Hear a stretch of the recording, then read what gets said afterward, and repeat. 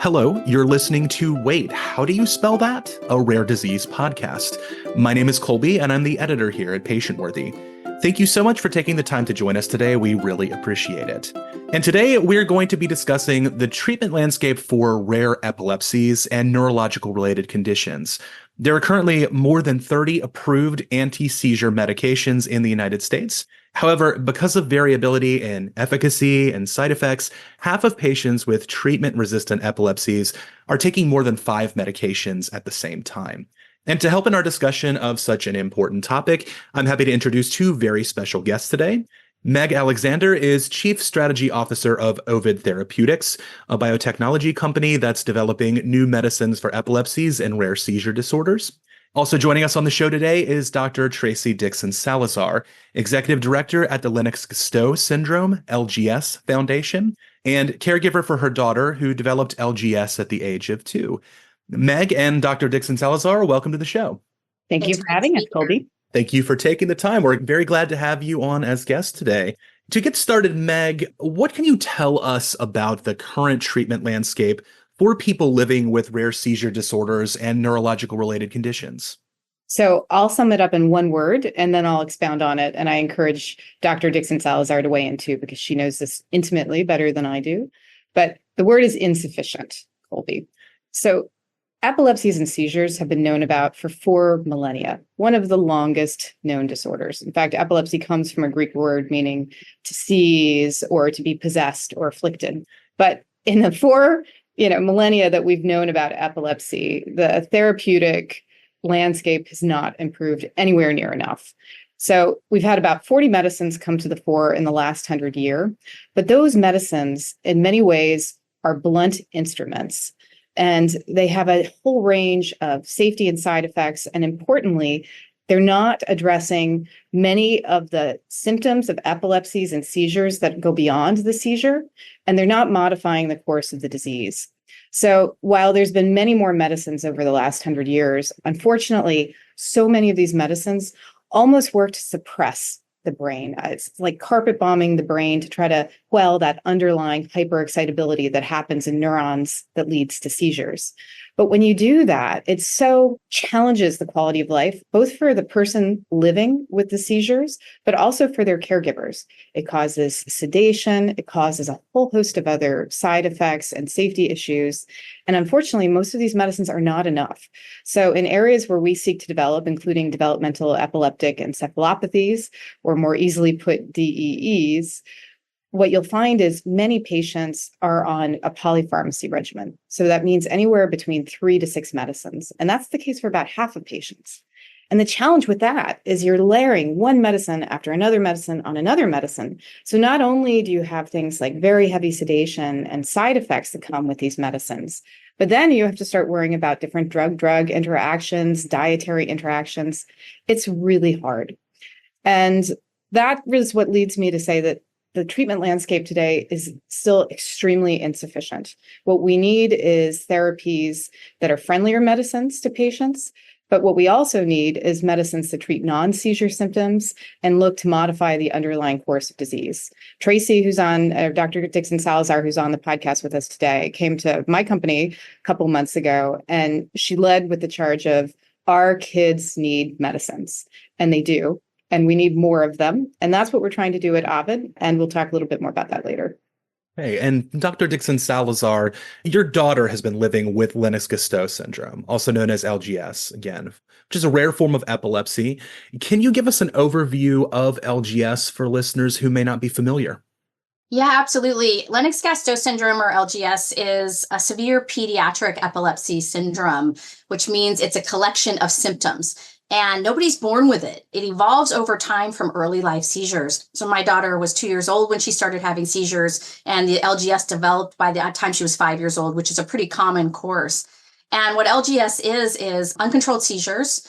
It's developmental delay, which then ultimately almost always progresses to intellectual disability after the age of 6. It's seizures, but more than one seizure type that are almost always refractory to treatment and medications. Plus, we also try diets, devices, surgeries, you name it, alternative therapies. And in addition to that, there are very specific EEG pattern in LGS. So you can see this on the EEG test. When we record their brain waves, they have something called slow spike and wave and paroxysmal fast activity. And these brainwave patterns are unique to LGS, and they are a sign that something has gone horribly wrong in brain development.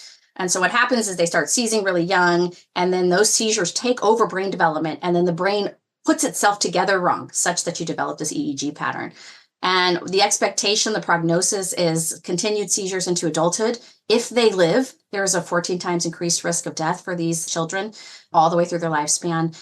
And a progressive intellectual disability to the point that we have many, 20s and 30-year-olds who are still infants mentally. And of course, the mortality is very high in our community. So the prognosis is quite horrific. Can you share a bit more about your experience as a caregiver for your daughter? What are some of the challenges faced by families living with LGS? Yeah, absolutely. Savannah's now 31, and the journey has been devastating. We had this healthy, typical 2-year-old, and then we didn't. One day she started having seizures, and those seizures exploded into hundreds of seizures a day. And it took us decades to get any semblance of seizure control where we had some predictability about what time of day they might hit or when she's most likely to have them. And it impacts every aspect of your daily life. You think that you're going to go to the grocery store. No, you're not, because now she's in a seizure emergency and she's, hit her head for the 20th time or broken a bone or is in a seizure that won't stop on its own, often called status epilepticus, and you now need to intervene with medication. And sometimes it was something like the grocery store, but it was often school. She would miss half her days of school, which meant that my husband and I had to, adjust our work schedules. And it was really a matter of life or death for us. We were just trying to keep her alive during, the past, several decades. And she does have an older brother, and I feel like his life was put on hold in many instances because it was a matter of life or death. Oh my gosh, we've got to go to the emergency room. Oh my gosh, she's got yet a third skull fracture because she took her protective helmet off for 1 second. She can't go to school today, therefore I can't go to work, or I'm going to be late. We have to get coverage. And it's just really a challenge all through your life.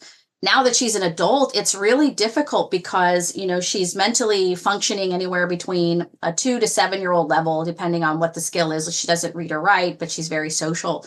But the world doesn't want to deal with somebody who's got uncontrolled seizures, plus has the intellectual ability of, approximately 5-year-old. In addition to that, who has behaviors that are associated with that. The world might make allowances for a few seizures, certain intellectual disability levels and behaviors. But when you put those together in a trifecta, it's just, we've been kicked out of a lot of places. We've been asked to leave Special Olympics. We've been asked to leave church. She has, can't go to epilepsy camp because she has too much epilepsy, right? So we're too special, we're too epileptic, we're too holy to be in church. And so there really doesn't seem to be a place for our adults. So we shelter at home. I mean, it's just a devastating, isolating, lonely, aggravating disease. That's tough. I'm so sorry that you and your family have had to experience that. And of course, you're the executive director of the LGS Foundation. Can you tell us a little more about your organization and some of the ways that it's helping to support families living with LGS? Yes, I love working at the LGS Foundation. Our whole mission is to create a hopeful path forward because, as you can imagine, the scenario that I just described to you really doesn't lend itself to a lot of hope. And so one of the biggest things that we do is we connect families to other families. And there's nothing quite like finding your people, finding your community and having that community of support. And, I can go in and somebody can say, how are you doing? And I can just grunt, right? And just like, and they know. I don't even have to use words to communicate everything that I'm going through. And so we connect our families. And one of the top complaints that we get, one of the biggest impacts is the social isolation. And by finding the community, that ends in many, many ways, because you will always have this group of people who've been there, done that. And it's pretty amazing too, because you can meet people who have a loved one who's older than you. I remember the first time I met somebody who had a 25-year-old, and Savannah was still very young. And I was like, oh my gosh, they could live to 25, because everybody kept telling me, she's not going to live much longer. And certainly all the hospitalizations that we were going through suggested that she wasn't going to live that long, but they could. And I was like, well, yeah, we want to make sure she makes it, to that age. So that's one thing that the foundation does. And it's probably the most important thing we do. But from there, families become educated. They become empowered. When I came into this space, trying to get any information on LGS was devastating. I had to check out internet time at the library, and then I'd get books that were a decade old. And when I got them, there'd be one paragraph in there that basically, listed that it was a horrible disease and your kid's probably going to die. I mean, that was pretty much the gist of it. But there's a lot of research going on. There are therapies that are being developed in LGS, and we need them. We have families just waiting for the next therapy to come out because they've tried everything. They've tried everything in every possible combination. And the last thing you want to do is let these kids just keep seizing. You want to keep treating them. And so, yes, no treatment has been a magic bullet for the community, but a small percentage of patients with each new treatment do get seizure freedom.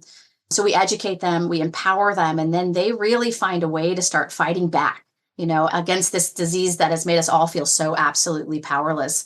They may become advocates, they may become fundraisers, they may become peer educators themselves and educate the next family that come along. But each of us gets a place to plug in and feel like we're doing something to fight back. Maybe they become self-advocates and advocate for better doctor-patient visits. There are just so many things that happens when you educate and empower, and we get to see our mission every single day in the families that we serve.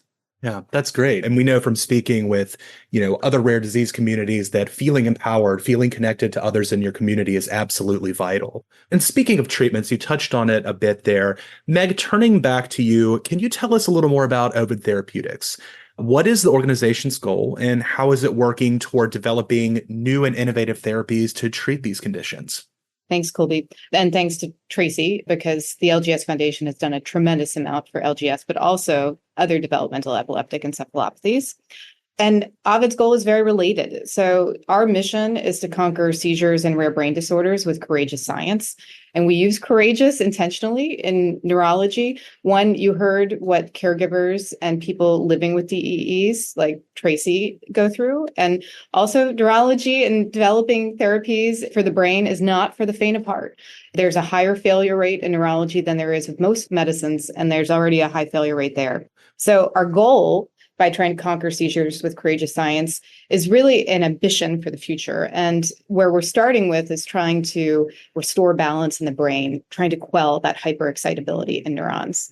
From there, where we're looking to build to is really trying to conquer the symptoms that matter the most to families. You heard Tracy talk about some of the developmental implications and some of the non-seizure symptoms that happen with these disorders. And then finally, where we want to aspire to for this community and for ourselves is to halt brain disease. And that's a big, lofty vision, but that is what we want to see happen. And how we do that at Ovid, we're focused on small molecule medicines with completely novel mechanisms of action. Small molecule is important to us because when you think about the challenge that a lot of these families are already living with, being able to either take a pill or an injection, we think is going to be more amenable for day-to-day use. And we'll talk about this a little bit more together, but novel mechanisms of action matter. We need a step change for these families. You heard Tracy describe that all of these families are taking all the medicines in different permutations, trying to find something that will work. And what we need is new. And that takes boldness and it takes courage to do it. But that's what we're endeavoring to do. And what I'll say, I'll sort of end in this area where I started, which is we do it intimately in lockstep with the communities. So people like Dr. Dixon-Salazar, but also in other communities, inform us from the very beginning. And some of the other therapeutic areas that we're in, like a condition called cerebral cavernous malformations, we've done this with Lennox-Gastaut Syndrome and others that we're going into. The community comes in, and these are deep experts. You hear Dr. Dixon-Salazar, she understands LGS just as well as any other key opinion leading academic physician out there. And what they do is they help inform everything from the animal model preclinical work that we're doing. What are the best disease models to inform our path? How do we need to think about formulation to make sure that a medicine can actually be taken by these patients? How are we looking at endpoint strategy and protocol and sites? These are experts. They're our partners and our thought partners, and they inform everything that we do. And by the way, because of them, in many of the things that we've sought to accomplish, we've done it faster and we've done it under budget because we've had their support and their expertise along the way. That's a high level of what we're trying to do. I can tell you a little bit more about the mechanisms and the specific medicines that we're attempting to make in a moment. Yes. So as you mentioned earlier, there are a lot of different therapies out there right now. So what differentiates Ovid's pipeline of therapies from other options in this treatment area? The fundamental thing that differentiates us is that we are truly going after what's called novel mechanisms of action. So essentially molecules and compounds that aren't like all the other things that have already been developed or that are in development. So an optimistic view, if you look at these refractory seizures and epilepsies, is that there's more medicines in development than there ever have been before. There's something like, I think about, Tracy, you can keep me honest, but probably about 40 different development programs out there in different stages of development. And we've looked at all of them. And while the volume of that is very encouraging and, makes us think, okay, more medicines are coming on the horizon. However, when you start to really dissect those, you see that they're going after the same biological targets over and over. They're sort of clustered in 2 or 3 areas. So then if you overlay that with what Dr. Dixon-Salazar said a few moments ago, saying we've tried every mechanism there is and all the different permutations that can be done, more of the same is not that step change that we need. So don't get me wrong, it's better to have friendlier medicines that have slightly improved pharmacology that make medicines more tolerable. That's certainly good. We want that.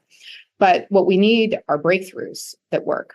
So that's a challenge, but that's what we're seeking to do at Ovid. So if you look down our pipeline, we've got 3 programs and one that we out-licensed to Takeda. And in every instance, we're going for differentiated mechanisms of action.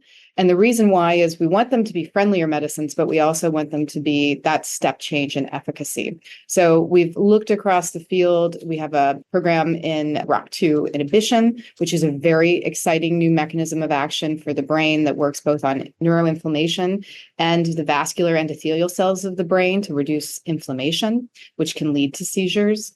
We have something called a GABA aminotransferase inhibitor, which is a very powerful anticonvulsant, but it's been a challenge for that class of medicines in the past, and those who've tried it because it's had safety issues. We think, knock on wood, we have dialed that out. And that's really important because that could be very significant for these communities. And we have also a completely novel target at the beginning of our pipeline, which has been sort of the great white whale that drug developers have been wanting to be able to drug, but haven't been able to directly activate before, which is something called, I'll say the simple way, and then I'll say the hard way. It's KCC2, which is the potassium chloride cotransporter 2. A mouthful, so you know why we say KCC2. But that is a biological target that is implicated in a whole host of symptoms that impact families, not just with LGS, but with a broad range of indications, because it works both as seizures, but also on psychiatric elements that can be caused by hyperexcitability. So we're very excited by that. And these are the paths that we are chartering and, hope that it may lead to more of the step changes that communities like the LGS community so deserve. So you're seeking a different path than that sort of blunt instrument approach that you discussed earlier that other therapeutics have taken in the past. That's correct. That's exactly right, Colby. Gotcha. So Takeda recently announced top-line results for 2 phase 3 clinical trials known as Skyway and Skyline, which were evaluating an investigational medication known as soticlestat in patients with LGS and Dravet syndrome. Ovid Therapeutics was one of the co-developers of the compound. And unfortunately, soticlestat failed to reach its endpoint goal of reducing major motor point drop seizures. This was just announced this week. Meg, can you tell us about the history here and what happened? I can. So you're exactly right, Colby. We had 2 phase 3 readouts come out just a few days ago. And they were in 2 indications, as you said, Lennox-Gastaut Syndrome and Dravet syndrome. Heartbreakingly, the Lennox-Gastaut trial was not statistically significant in its result. There were glimmers that the medicine was working in certain secondary endpoints, but it wasn't the success that we hoped. And those 2 trials have been developed. The phase 3 trials were done by Takeda. We had actually co-developed soticlestat with Takeda from the preclinic through phase 2, and then handed it back to them to develop the 2 phase 3s. So they came out with the news. We are very disheartened for the Lennox-Gastaut community for all the reasons that we've already talked about on this podcast. They need more options and new options that work differently. And on the Skyline trial, which was the Dravet trial, we have a slightly more hopeful story there. So that trial missed its primary endpoint just by 1/10 of a point. So you want to have a statistically significant result of 0.05 or less. In this case, it was 0.06. But the reason to potentially be encouraged there is when Takeda, our former partners, looked at analyses of subpopulations, there were subpopulations that were quite large who did benefit and had a statistically significant result on the primary endpoint. And then there were a number of secondary endpoints that looked very encouraging. So the primary is a reduction in convulsive seizures from baseline. And for those of you who know Dravet syndrome, that is really the archetype or the quintessential seizure type that the Dravet syndrome community experiences. So that was incredibly encouraging to see that a large proportion of the population was responding to that when you look at the subpopulation analyses. And then on the secondary endpoints, there was some really encouraging news. We saw that they had a response in responder rates. So that means a reduction in greater than 50% of seizures by the patients who were in the trial. We saw that the intensity and the duration of seizures were improved. And we also saw that clinicians and caregivers were showing improvement based on CGI indices. So in total, when we looked at that package and we looked at the results that we had developed from the phase 2 program, it's clear that the medicine is working for populations in Dravet. And it's also important because this is probably one of the safest anticonvulsant medicines that's been developed. The safety, compared to some of these blunt instruments that you heard me refer to earlier, is really quite uncharacteristic of other anti-seizure medicines. It's very well tolerated. It doesn't have any other drug-drug interactions. So that makes it easier for families who have to think about and make the hard choice when you're introducing a new medicine. Do I want to rock the boat? People don't really appreciate, I think, for developmental epileptic encephalopathies, the challenge that comes anytime you make a change. I know this from Tracy, but other members of the community I actually launched a medicine in this field a couple of years ago, 3-4 years ago, that changing and adding a new medicine can rock the boat. These are families who are sometimes sleeping with their children at night to make sure they don't die of sudden death or SUDEP in the night. These are families who sometimes are scared to go to the grocery store because what if you seize? There weren't options before. You were thinking about, oh my God, do I need to take a suppository with me? These are very, very, very difficult choices. And when you add a new medicine, because some of the prior medicines of the past come with some baggage, the families have to really contemplate, do I want to do this? Do I want to rock the boat? Could this change the normalcy that I've been able to achieve so far in my routine? So for all those reasons, soticlestat has some real attributes. And at this point, our former partners, Takeda, are using the Dravet syndrome and the Skyline findings along with the trial that we had run in the phase 2, which was a trial called Electra. And they're looking to try to pull all this information together, get feedback from the community, get feedback from clinicians, and see if there can be a regulatory path forward for approval. And we desperately hope for these communities that will be the case. And it's in their hands now. And, very, very sadly, in Lennox-Gastaut, it wasn't the success that we had all hoped and prayed for. And Colby and Dr. Dixon-Salazar, one of the things that we, and I know my former partners at Takeda recognize, is that for the incredibly kind people and families who took part in the clinical trials, and quite frankly, more broadly across the community, there's the fear that, oh no, my child or my loved one may no longer be able to access the medicine that they were on in a clinical trial or that they hoped to be able to have access to. These worries are forefront in our minds. They're ones that I know our colleagues at Takeda are thinking about. And we recognize that fear and that panic that many caregivers may be having right now. I can say I know my colleagues at Takeda take this very seriously. They're very hopeful and trying to find, and I know they're putting their best resources towards trying to find a path forward in Dravet if they can. And they've said that they're trying to explore the totality of the data to work with regulators. I know they will also be thinking very, very diligently and thoughtfully about the communities that have been in trials. And it's something that we are also committed to actively supporting them with however we can, because it's a great contribution to take part in a clinical trial. And no one wants to see people who have been responsive to a medicine no longer have the availability of that medicine. And I think the last piece, which is really important and something that Ovid is committed to, is unfortunately in our field, sometimes medicines do fail clinical development. And that happens, unfortunately, more in neurology. But what we have to do is be willing to learn and share the information so that the field can progress. This was very important to us. We worked in a condition called Angelman syndrome once before, and we had a program that wasn't successful. But by virtue of us starting that program, 12 other companies ended up coming in to conduct drug development there. And the data that we gathered from that, much of which we've given back to the community for white hat research so that they can learn and better understand elements of the disease progression and also hopefully be able to fuel more therapeutic development. And that's our responsibility and commitment because these families and caregivers have committed their lives and their time to try to help us find medicine that works. Yeah. Thank you, Meg. That has to be disappointing news to receive as well on your end. And then Dr. Dixon-Salazar, for you as well, as someone living and working and advocating in the LGS community, then can you tell us a little more about the need for new medications for LGS? What are the areas of unmet need for this condition? Yeah, I mean, the unmet need is huge in LGS and all the DEEs. And LGS is interesting because it overlaps most of the DEEs, almost all of the DEEs in some way, because the majority of patients, including my daughter, start with a DEE that then evolves into LGS. So you can have multiple DEEs on top of DEEs, right? So my daughter has calcium channel mutations, which is really what we believe started the seizures. And then, those evolved into an intractable epilepsy with developmental delay, which was then a DEE in and of itself, and then evolved into LGS. And so the unmet need is just huge. I mean, we don't, you said something that really resonated with me, Meg. You said just a search for normalcy. What would your life be like if there was no normalcy ever? And that is what we live in this chaos. And I can actually tell you, you've all experienced that when COVID hit. When COVID hit, we had no normalcy.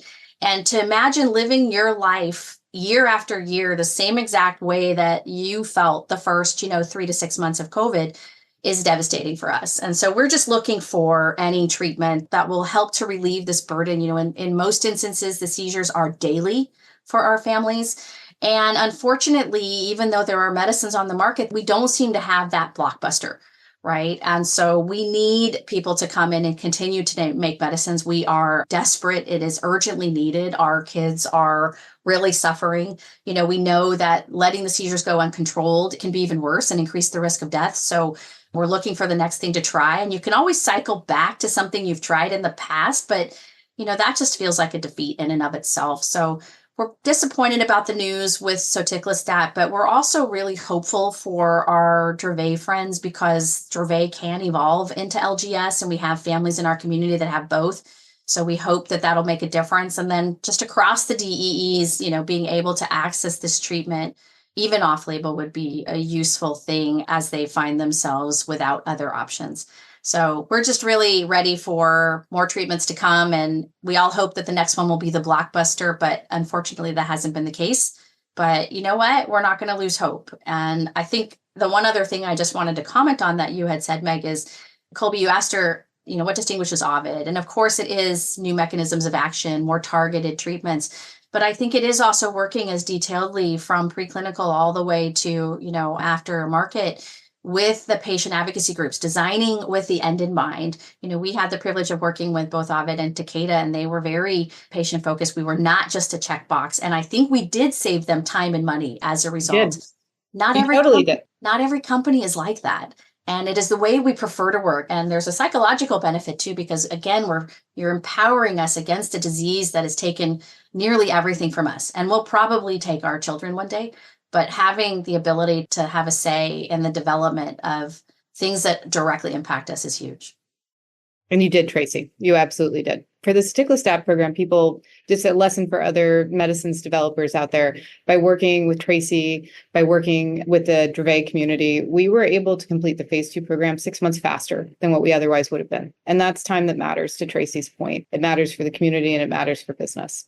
So for any rare disease community, that time saved, people can't wait for these things to happen. So I'm always heartened when I hear about, the community working together with biopharma companies like this. It's a great thing to hear. So I'd like to open up the next question then to both of you. One major concern for those with LGS and other seizure-related conditions is that the recurrence of seizures can cause progressive damage over time.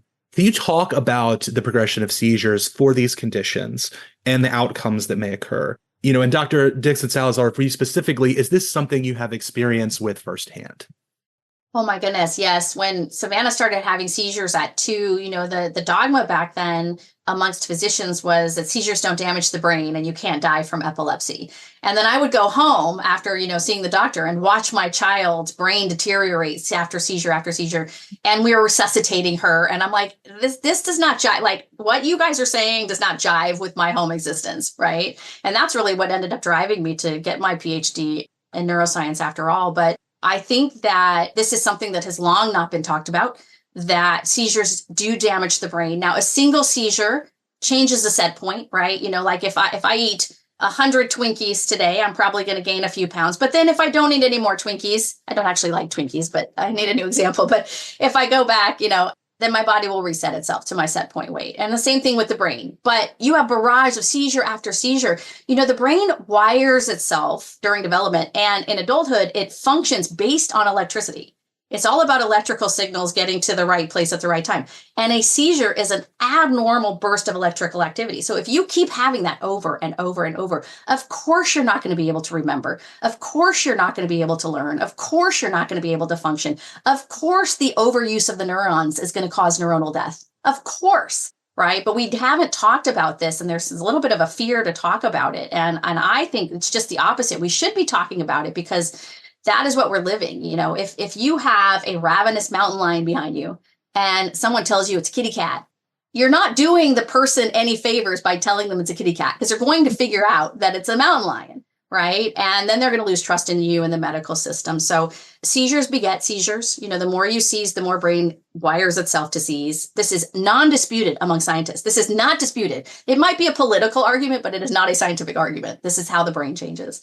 And so I think that this creates a real life or death situation. And there's some data that came out just a few years ago showing that people with epilepsy on average live 10 to 12 years less long than the general population. And, in our community, it's much more than 10 to 12 years shaved off their lifespan. It's much, much more.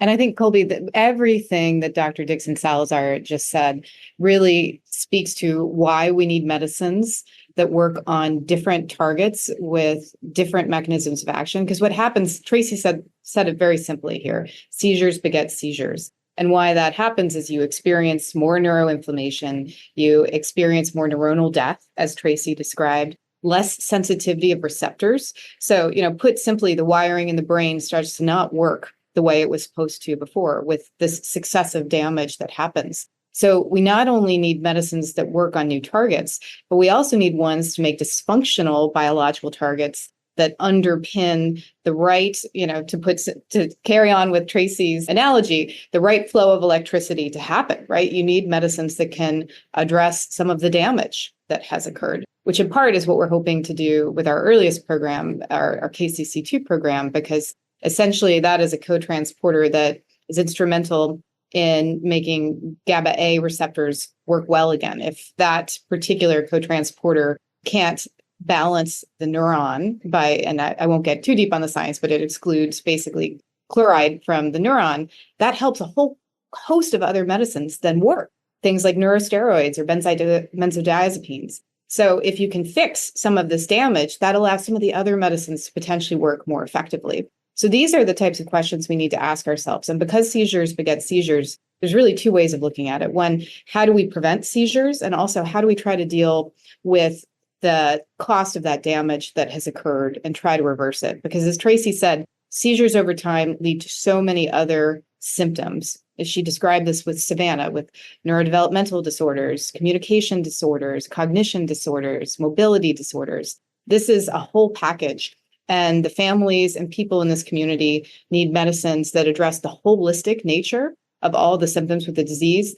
But the seizures, or that hyperexcitability, is really the inciting point that ends up creating and wreaking so much damage over time. Well, then our final question then today for both of you, again, given all of this, all of these factors that go into the work on these medications, the families that are living with these conditions, what do you hope to see emerge in the treatment landscape in the next few years? Yeah, I think for us, it's really about the evolution of this disease. And the LGS Foundation, we focus on this really heavily. The disease that my daughter had when she started having seizures and developed epilepsy at 2 years old is not the disease she has today at 31 years old. And we like to think of it as one thing, but it's not. No more than, cancer is when it starts in one or two cells and then spreads to take over your whole body, right? She started having seizures. We couldn't stop them at 2, and then she evolved into LGS. And you'll hear doctors say they look like they're going LGS. I'm looking at their EEG. They look like they're going LGS. It's like, well, let's quantify that and stop that, right? So we're focused, if you can treat the calcium channel disorder or the neurotrauma that's happened, because about half of the cases of LGS started with genetic cause of seizures. The other half are acquired, like lack of oxygen at birth. Then treat that. And if you can't treat that, then treat the evolution. And if you can't treat that, when you get to the full LGS stage, we know that there are instances where people have gotten their seizures under control and the LGS brainwaves have gone away, the abnormal brainwaves. So is there a reversal potential here in LGS if we could stop that? Right. And then we start to think about what Meg so eloquently said is the prolonged outcomes, right? So the longer that you have LGS and these abnormal brainwaves, the less you learn, the less you remember, the worse your behavior gets, the more cell death that we see, the more that your neuronal wiring deteriorates. Is there something we can do to curb the neurodegeneration that's happening? So there's so many things that we can focus on. And I think, right now the strategy is I'm going to send you to a neuro and he's going to address your seizures. And I'm going to send you a separate sleep doctor and they're going to give you sleep meds. And then go over here to psych and they're going to hand out, some meds to you. And then go on over here to mobility and we're going to give you these implementations, right? And no one's talking to each other and it's not integrated. And I would like to see an integrated pattern where maybe one medicine tackles multiple things and that we address this evolution of the DEEs across the board and not just view it as sort of this static disorder that it is not. It's like wrecking your car every day and having your mechanic say, here's how we're going to keep you driving. And then the cause of the wreck that occurs every day is never addressed whatsoever. Exactly. Colby, that's really well said. And maybe the one item that I would add to what Dr. Dixon-Salazar outlined was we also need the partnership of regulators. So we've been incredibly fortunate at Ovid to be able to work with communities and leaders and experts like Tracy. We also need regulatory support at the FDA. So one of the things that you've heard both Tracy and I allude to is Lennox-Gastaut is one of multiple developmental epileptic encephalopathies. There are many. We hear about Lennox-Gastaut because unfortunately that impacts a larger population of people in this country and around the world. But there's many other DEEs that have smaller populations, but who also deal with incredibly acute symptoms and equally great challenges. So one of the things that we'd like to see is really all the stakeholders coming together. Tracy did a great job of articulating the clinician side and the treatment landscape and the need for unified care. But we also need the regulators to come to the table with us to try to help, exhibit the creativity and the flexibility to hopefully get more medicines down and through the pipeline to serve not just the Lennox-Gastaut community, but the broader community of developmental epileptic encephalopathies. That's something we tried a couple of years ago at Ovid. The regulators weren't quite ready to do it at that point in time. But regulatory strategy and science is changing. Underlying science in this field is changing. And that's a great hope that we have. And I hope that's the third leg of the stool that will come together in addition to the communities working with medicines developers. I agree, Meg. I just want to say, too, that even if you get your kid in young, right, and you have unlimited resources, you are educated, you speak English, you're wealthy, you have the best doctors, and you get to the premier experts in the world on DEE and LGS, there is nothing that they can scientifically use, right? There is no medicine that is going to prevent the evolution and prevent the worsening. And a lot of that has to do with the fact that those medicines just don't exist yet. Right? That blockbuster treatment doesn't exist. And so we can work with what we have and we can find out what we have today is best, but we still need new treatments that are really going to come out and make a difference for these kids who are literally having their lives robbed of them before the age of 5 by this horrible group of diseases. And if someone would like to keep up with Ovid Therapeutics then, or the LGS Foundation, what's the best place for them to do that?